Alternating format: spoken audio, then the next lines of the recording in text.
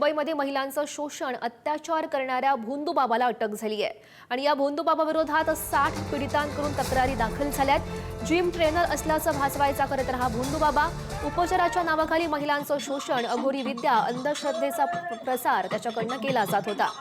गुरुवारी आणि शनिवारी भोंदूबाबाचा दरबार भरायचा। मुंबईच्या दिंडोशी पोलिसांनी रिदम पांचाल उर्फ मॉन्टी पांचाल या भोंदूबाबाला अटक केली आहे। उपचाराच्या नावाखाली हा भोंदूबाबा महिलांचं शोषण करायचा, अघोरी विद्या करायचा, अंधश्रद्धेचा प्रसार करायचा। 4 वर्षांपूर्वी रिदम पांचाल जिम ट्रेनर होता, मात्र झटपट पैसे कमावण्याच्या इच्छेपोटी त्यानं बाबा बनण्याचा मार्ग निवडला। गुरुवारी आणि शनिवारी दरबार भरायचा। आतापर्यंत या भोंदूबाबा विरोधात 60 पीडितांनी तक्रार दाखल केली।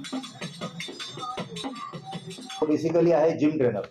मागच्या कित्येक वर्षापासून तो जिम ट्रेनरचं काम करतो आणि काही 2-3 महिन्यापासून त्याने लोकांमध्ये असं भासवलं की माझ्या अंगामध्ये देवाचा वास आहे, देवाचा संचार आहे आणि त्या देवाच्या माध्यमातून मी तुमच्यावर जे आलेले संकट आहेत ते मी दूर करू शकतो। तिथल्या रहिवाशांमध्ये थोडं भीतीचं वातावरण निर्माण झालं आणि त्यांनी त्याला सांगितलं की तू हे जे करतोस ते चुकीचं आहे, त्याच्यामुळे आमच्या मनात भीती निर्माण होते, तू हे बंद कर।